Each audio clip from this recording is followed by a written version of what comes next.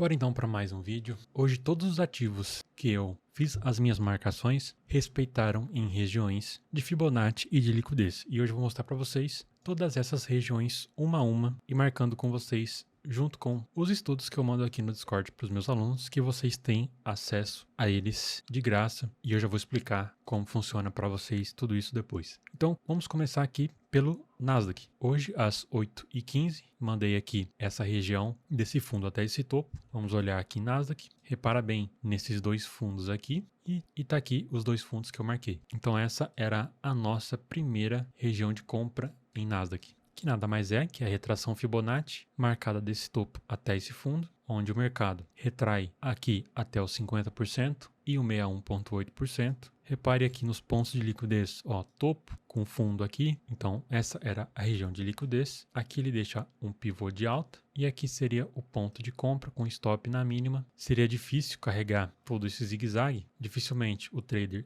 iria segurar, mas ele andou minimamente até o 61,8% antes da abertura do mercado, que causou essa alta volatilidade. Se a gente for pensar em comprar barato e vender caro, ele estava nas máximas. Essa aqui é a máxima histórica dele. Ele estava esticado aqui, fez um pivô de baixa, mas eu não vou contar como análise para mercado, porque aconteceu depois todas essas regiões, mas era sim possível vender aqui e surfar parte dessa queda. É um trade um pouco mais difícil de fazer e de segurar, mas por enquanto foi isso aqui em Nasdaq. Agora, vindo aqui para o ouro, a gente tinha essa região de liquidez nesse topo. Sempre em lateralização a gente tem liquidez no topo e também a FIBO desse topo até essa mínima. Então vamos lá no ouro. XAU-USD. Aqui foi a FIBO desse fundo até esse topo. Região de liquidez aqui em cima e região de venda entre os 50% ao 61,8%. Agora, reparem bem, a gente tem liquidez em topos e fundos, né? Então, teria aqui liquidez nesse fundo e teria liquidez também aqui nesse topo. Olha aqui os estudos que eu mandei antes e aqui nós temos o depois. Então, ele retraiu até 1,8% de toda essa queda, pegou a liquidez do topo e aqui ele deixou o nosso gatilho de venda. Uma venda aqui, stop na máxima. O que a gente faz depois de vender? Marcar a retração de FIBO oposta.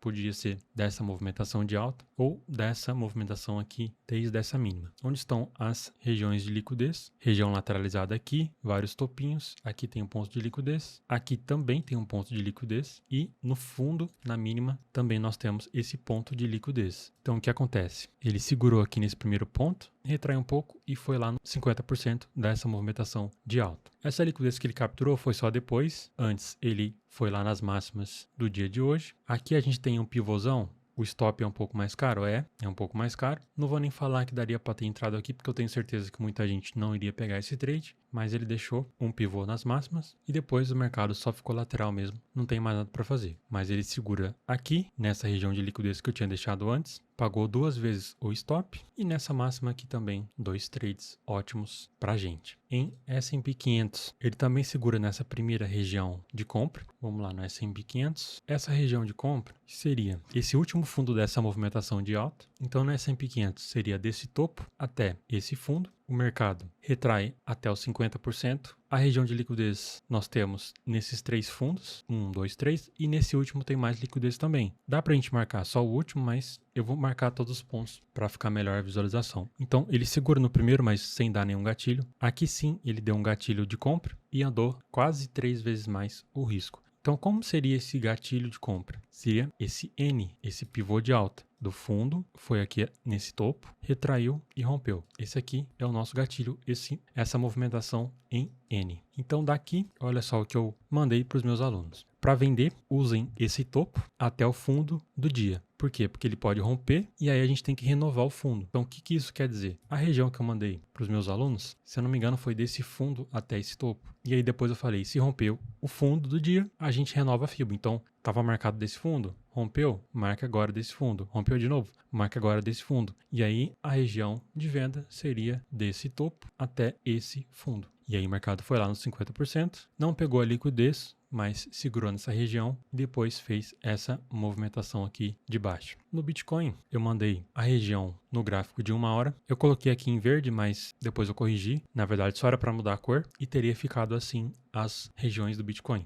Então vamos lá no Bitcoin, gráfico aqui de 1 hora, região desse fundo, podem conferir aqui do fundo até esse topo, ou seja, desse fundo até esse topo. Se fosse nesse aqui também daria certo, mas eu marquei desse topo aqui. Colocamos no 1 minuto. Aqui você consegue ver essa linha em azul, que é a linha dos 50% aqui no gráfico do tempo de 1 hora. Mas aí eu marquei para os meus alunos um pouco mais abaixo para a gente vender e ficou assim. Ele deixou um pivô de baixa aqui, deixou um pivô de baixa aqui, que foi onde eu entrei. Eu também tinha marcado essa fibo desse topo até esse fundo, como vocês podem ver aqui, ó, topo até esse fundo, topo, fundo. E aí ele retraiu até os 50%, fez até um pivô de alta aqui e depois rompeu. E desse trade aqui, stop, aqui nessa máxima, ele chegou a pagar mais de 4,5 vezes o valor desse risco. Eu não segurei tudo isso, se eu não me engano, quando ele quebrou essa estrutura aqui de alta, quando ele quebrou essa estruturinha aqui de baixo, nesse momento foi quando eu saí. Depois ele segurou nessa fibra desse fundo de alta, mas é difícil de identificar esse fundo, então eu nem vou contabilizar. E por enquanto foi isso no Bitcoin. No nosso índice, esses foram os estudos que eu mandei para os meus alunos. Quem quiser dar uma pausa aí e conferir. Ele ficou bem lateralizado no começo do mercado, ficou parecendo um código de barras, sem dar nenhum gatilho pra gente, então a gente exclui. Aqui ele deixou um pivô de baixo, andou até o 61,8%, mas também não é uma grande movimentação de baixa. Tem quase 200 pontos desse pivô. Aqui ele não deixou nenhum pivô, então excluímos a região. E aqui ele deixou sim um pivô de baixo, ou um topo duplo também, que aqui sim ele andou bastante, porém demorou muito. Você vê aqui na abertura do mercado americano, que tem grandes movimentações, aqui você vê o índice totalmente parado, do pivô de baixa até a FIBO ele andou 365 pontos, range máximo quase 440. Você consegue ver essa linha vermelha, foi que eu mandei para os meus alunos, que seria a FIBO dessa movimentação aqui de baixo. Em gráficos maiores fica mais nítido essa movimentação aqui. Então se você perceber aqui em Nasdaq, na abertura do mercado americano às 10h30, quando o índice estava todo travado, nós tínhamos essas movimentações muito maiores. Parece que é pouco olhando assim, mas um stop aqui de entre 60 a 70 reais, nós temos um gain que anda quase 3 vezes mais, 4 vezes mais nessas movimentações em Nasdaq, diferente do índice,